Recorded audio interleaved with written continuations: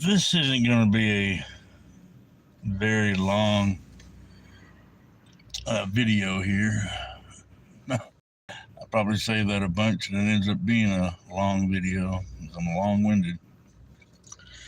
But today I want to talk about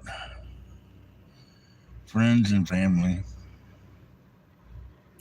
I want to talk about our fear we have with getting close to people. That's what I want to talk about. You know, I think back to the Bible days. Now, I only have my assumptions and what I read in the Bible and stuff, but I had this picture in my head back then of families. Of course, they didn't have all the distractions we have these days, but families actually spent time together, friends, even when they had disagreements. I don't know. I'm sure it's probably something that's always been around. But I feel like it's definitely gotten worse over the last 100 years, I'd say. Probably even the last 50 and 60 years. I mean, I guess every year it probably feels like it gets worse and worse.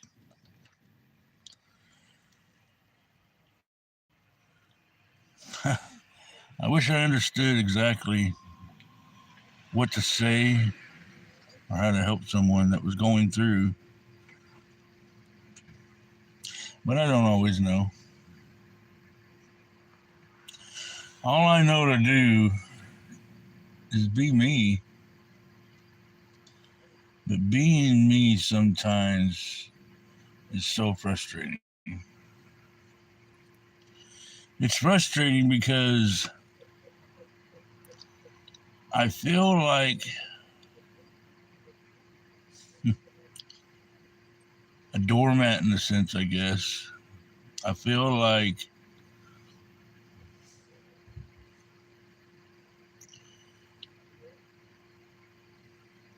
a little small person or something. I don't know. I mean, I just feel unimportant. I feel like sometimes like I can't really say the things I want to say or stand my ground on certain things.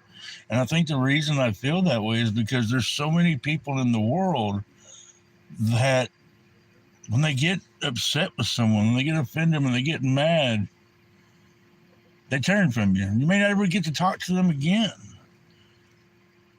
And every single person has the mentality in their minds. And it scares me. It scares the crap out of me to get close to people because of that sometimes. But I know that it's better to love and lost than never loved at all. I know it's better to let people in your heart and have those moments of joy and feel like you're important and all that than to not have it at all. I see so many people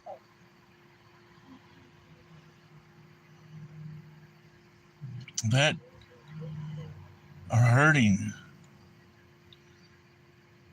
because of the hurt they felt in their lives, whether it been when they were a kid in school, whether it been by their family, their brother or sister, whether it been by friends, whether it been by somebody. There's always somebody in our life, always someone in our life to make us feel useless, worthless. I guess that's part of the reason we need to get closer to God too, is because God puts those people, even when we're not giving God our all, God puts people in our life to shake us up a little bit sometimes. God puts people in our life to make us feel not alone. But then we get to go through that whole ordeal again with friends and stuff where we get close, we have fun, we joke around, we're there whenever things get sad and stuff like that. But oh my goodness, if we disagree with someone, it's okay to disagree with people. It is. But the world makes it where it's not. Because once you disagree with someone, no matter what it is, you get left behind. But it's more than that. It's more than that. It's our attitudes towards each other.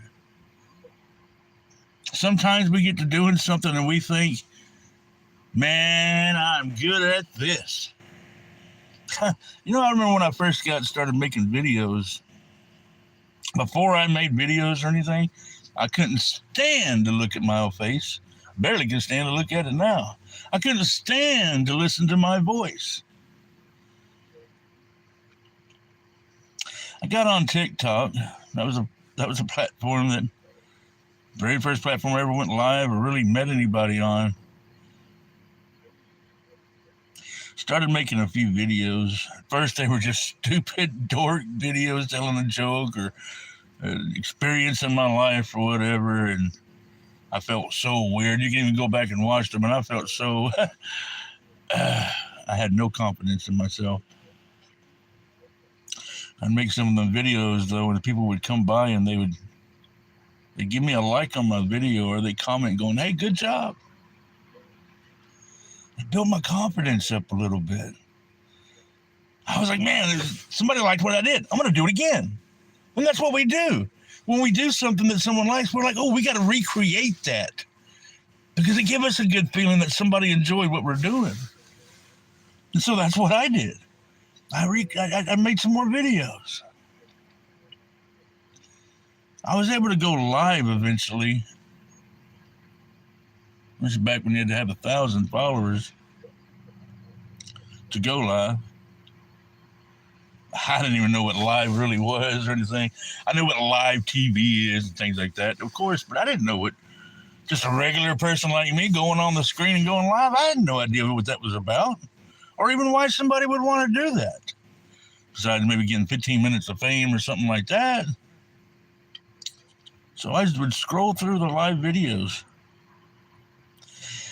There were some people that were just hanging out, joking around, talking like that. They got used to meeting just kind of, that was a group.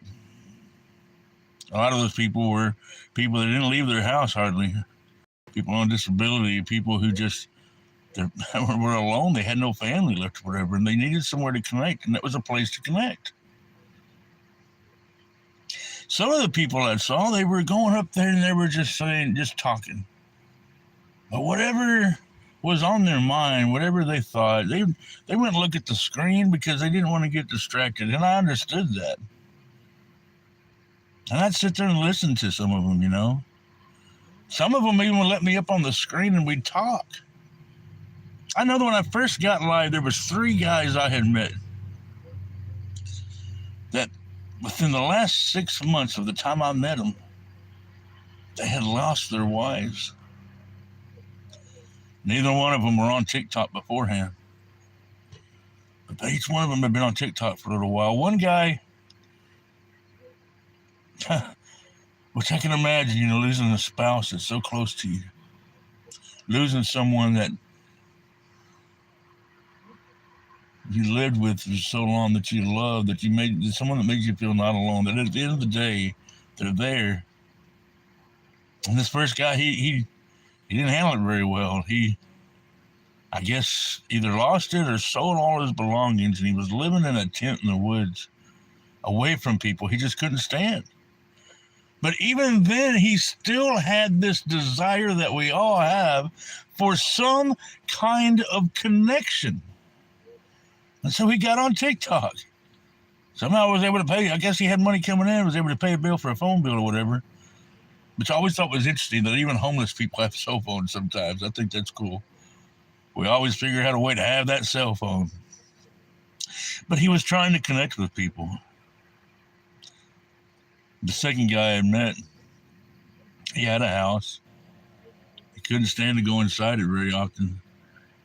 I think the only time he even went inside, I don't even know that he went inside all the time, was just when he needed to go to sleep or clean up or anything else. Man, I could relate to that because I spent 6 months inside my car. I had a house. I just didn't want to be around people. I could relate to that guy. He couldn't stand to be in a house where his wife once was and is no longer was. So he stayed in his car. He did Uber Eats and stuff like that, and he would just drive around keeping himself occupied. And the third guy I met that had lost his wife, he didn't have the chance. He didn't have the opportunity. I guess he did, but he had a son. I think his son was in his 20s, but his son needed pretty much around-the-clock care. He had a disability that kept him from really doing a whole lot. But he didn't bring him down. Him and his son would make videos. They'd go out to places, go to restaurants and do a little thing about the restaurant, or they would just talk about different things and stuff. And it was like, together they were trying to do it. And I thought to myself, what's the difference between that man and the other two? And I guess it's because he had somebody there. And I guess for a lot of us, we want that. We want somebody there that we know that we can be there for them when they're crying, when they're hurting, when they're down. And they can be there for us. Sometimes that's enough.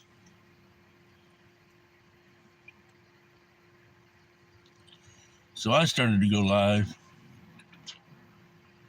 Thought I'd talk about my stuff. I'd talk about the accident I was in, the young man who lost his life, how it broke me. I talk about the 6 months I sat in my car wasting away and how I ended up in the hospital. I talk about whatever was on my mind just so that I could get it off my chest. And it was working. It was feeling good. I may not have had a lot of people watching or listening, but it felt good just to have one person sit in the room and listen. Tell me they could relate to the things I'm saying. Tell me they understood. To let me know I was not alone. I'd have people come through the screen and stuff like that, and they'd say stuff. And sometimes I'd have people come through, and I'd look over at my screen, and they'd have like 12 people sitting there listening. And I was like, okay, cool. People can relate.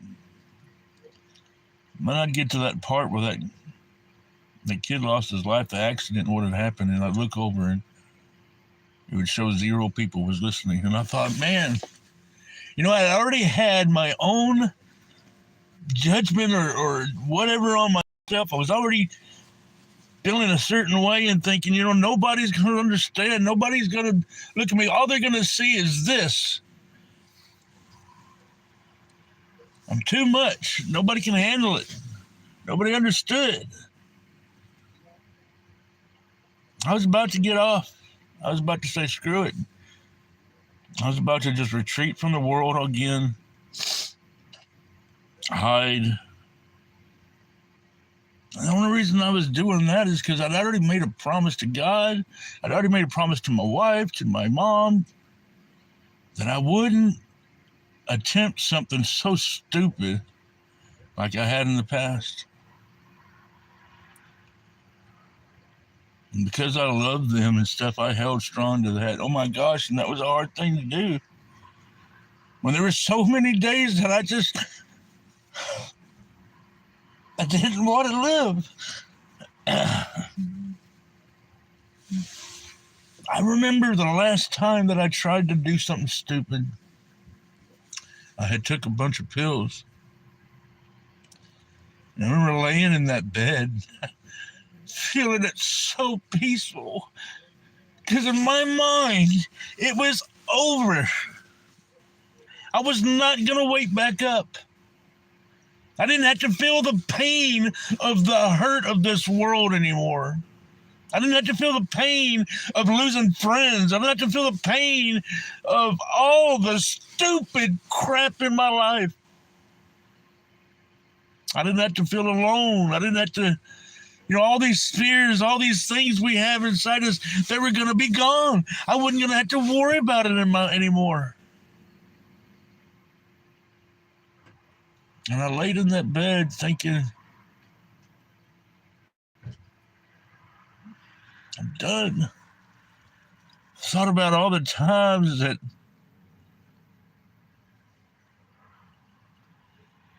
I thought things were going to go one way and they went another. And how I just apparently was not good enough. That I just apparently just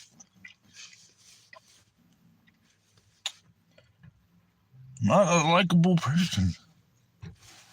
And that's what I tell myself. And I let that voice tell me all the time, nobody really cares.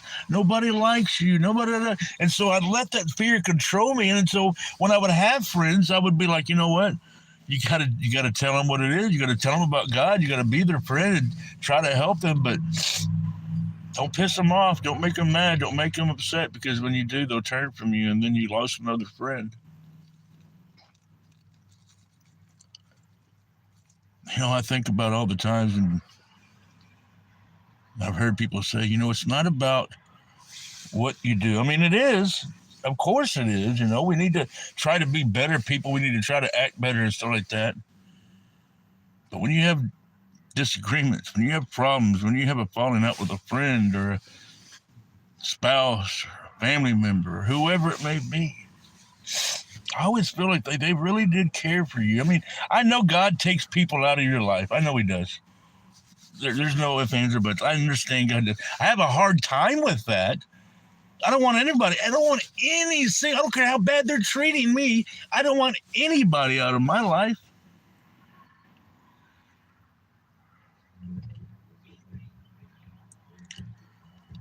I know God takes people out of our lives sometimes, but that doesn't make it feel any better. That's what we do afterwards. Man, I leave the doors open. I never block anybody. I can't. I wouldn't want that happen to me. And that's what I think about it. How would I want someone to treat me? Gosh, I'm 47 years old. I've had so many different friends over the years, and I sit here and look around me now, and I think the only real friends I have now that I talk to at all are on social media. And there you have to be careful. You live in different states, you live in different things. We all have our own things going on, but what if I'm too much?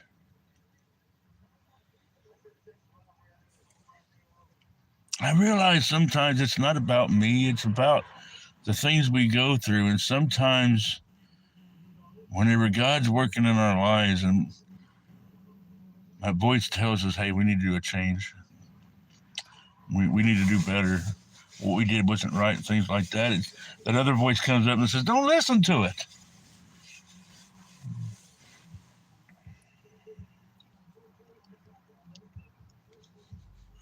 I wish I had the answers. If I had the answers, I could keep people together. And man, our emotions and our feelings that we have, we got to learn to control them. Gosh, like I say, I'm 47 years old. I've had so many, in junior high school, I used to have a whole table of friends that I had met. There were people sitting alone. I said, come sit with me and things like that. When I'd go to churches, the big churches I went to, I had a whole bunch of friends. Church friends, school friends, work friends. But that friend that would call you up just to check on you, that friend that even when you aggravate them or make them mad, they call you up and say, hey, listen, you kind of hurt my feelings. You kind of did this. We need to talk about it. If you're not ready to talk about it now, we can talk about it later, but I do want to talk about it.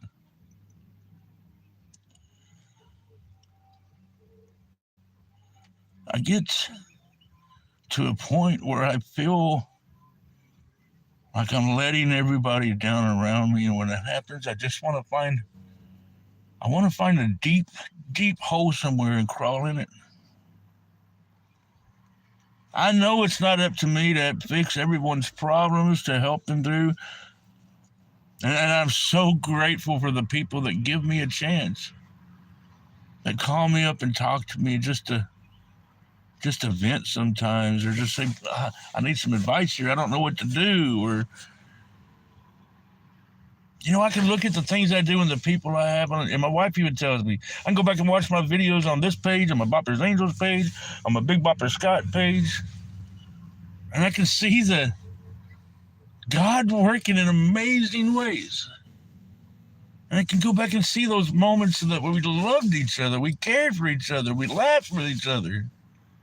And I've had friends that have reached out and talked to me, and they thought, you know what? I need you to take down every picture. I need you to take down every video, anything that's got me in it, because I don't want to be a part of your life. You know what? Just because they don't want to be a part of my life anymore, which hurts me, it hurts me to the core, does not mean that I don't want them to be a part of my life. Does not mean that those memories that I have, I can't look back at and go, wow, look at the time we loved each other. Look at the time, what happened? We have to learn from it. Not make the same mistake with the next friend.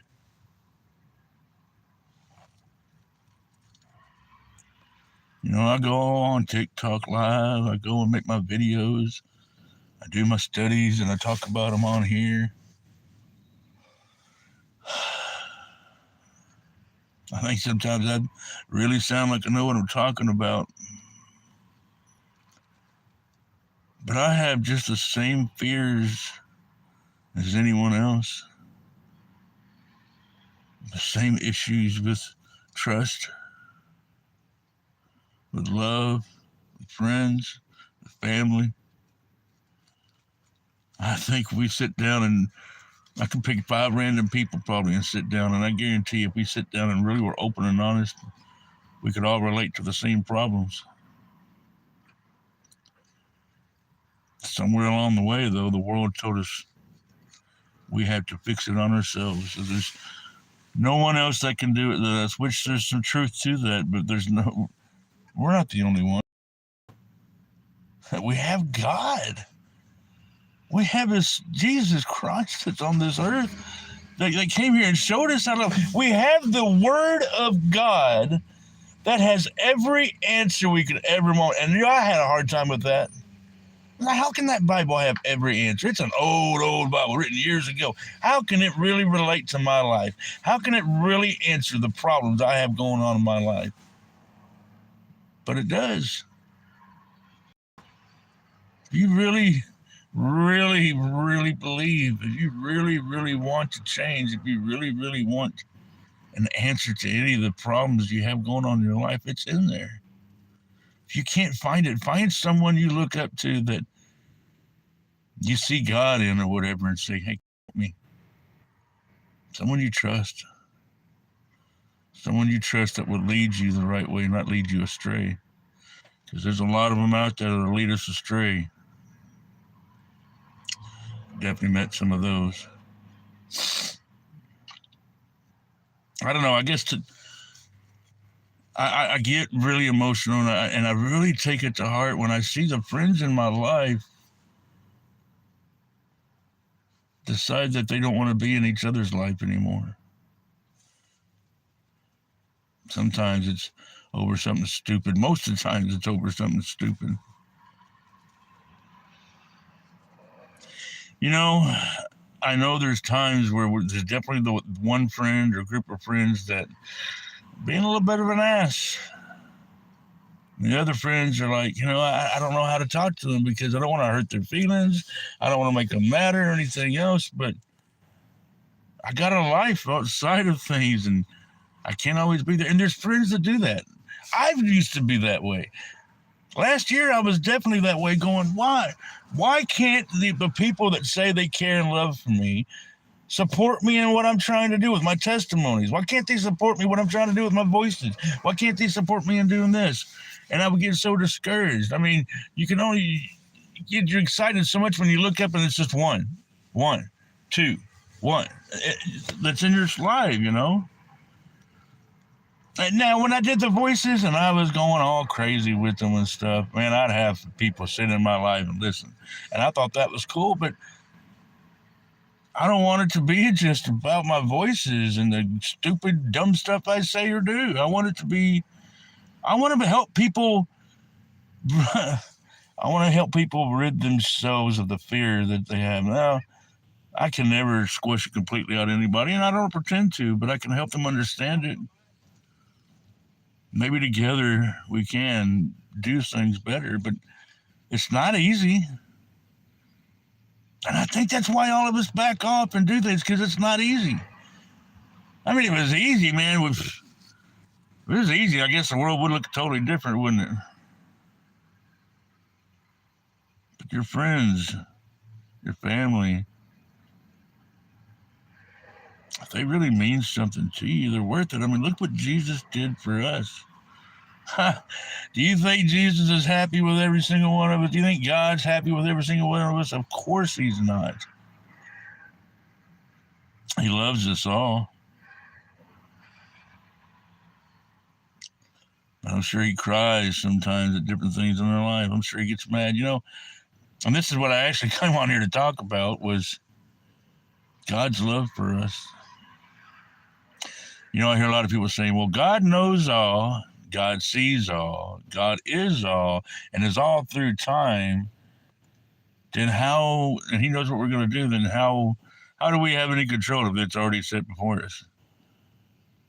Just because, here's the thing. Let's kind of relate it to this one, because I just thought about this. I like doing relations. You ever watch a TV show? Oh, you have? Oh, yeah, we all have. Okay. Well, those writers and the directors and stuff, they get that all wrote out, they put it out and they put it on the screen. You don't know what's going to happen. You got an idea, but you don't know what's going to happen until you watch it. God sees all we're going to do. Of course he does, but we don't. We have ideas of how things are going to happen, but if we really knew how things were going to happen, our life would be a totally different way it is now. God still, even though he knows and sees all that happens, he gets sad. I think about Lazarus, how much Jesus loved Lazarus,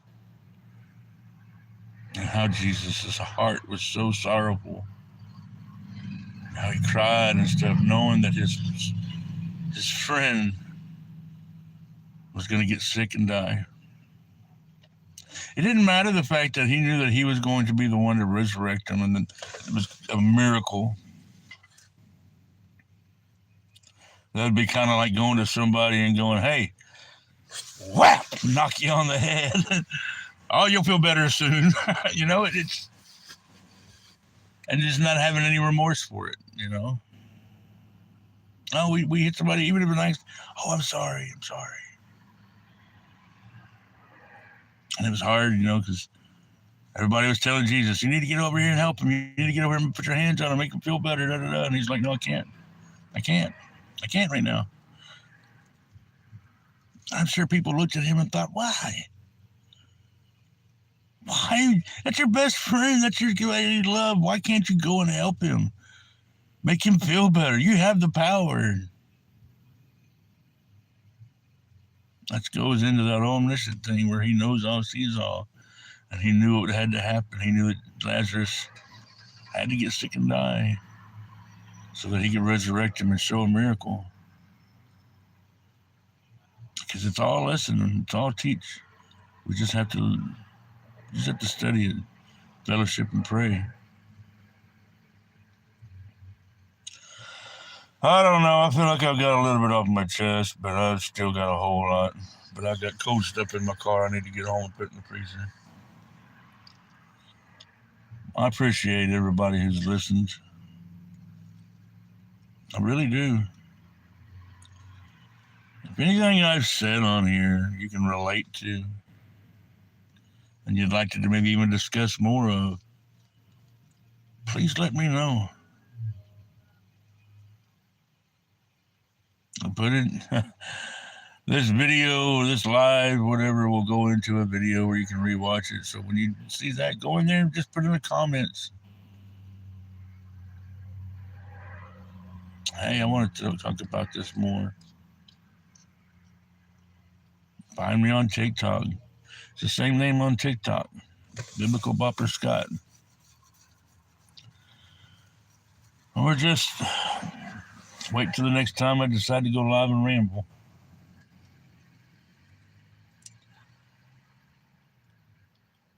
If you don't have God in your life, you need a relationship. He is a healer. He's a counselor.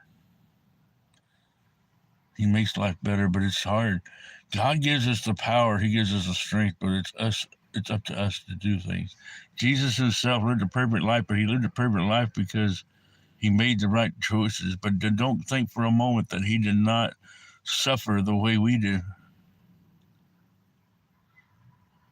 You know, the biggest virtue I think that's out there that you hear a lot of people talk about is patience. Another word for patience is long suffering. We all want to get it right now. Sometimes we just need to be patient. It's like in a sense, I, I want to go. I'm ready to just go. I'm ready to be done with this world. While I'm in it, I'm going to do the best I can to live for God, but I'm done with this world. I'm ready to go. But I'll be patient. And I'll wait till God's ready to bring me home. And I'll suffer this long suffering and be patient. Got to keep my eyes and ears open for what God's trying to teach me. So that way I can learn and I can help others.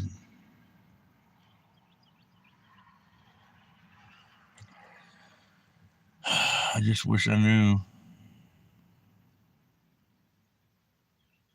a lot of things.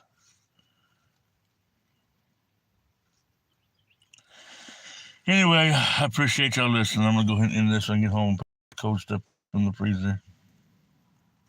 God bless you and thank you. And I hope you tune in again.